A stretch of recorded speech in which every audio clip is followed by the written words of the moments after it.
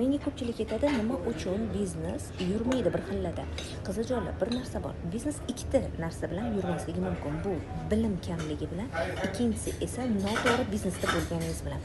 Agar bilimingiz bo'lsa biznesingizga, har bitta biznes qarasha. Agar bilim bo'lsa, yurg'izib ketaverasizlar qiziqarli. Lekin bizda ko'p hollarda nima bo'ladi? Chetga qaraymiz, kimdadir ham zo'r o'xshamoqda. Demak, men o'sha biznesni qilaman deb o'ylashadi. Lekin qizlar adashasizlarki, bitta narsada hammada o'xshagan biznes sizda o'xshamasligi mumkin. Sababi sizda tajriba bo'lmasligi mumkin, sizda bilim bo'lmasligi mumkin yoki bo'lmasam sizda yetarli ko'nikma bo'lmasligi mumkin.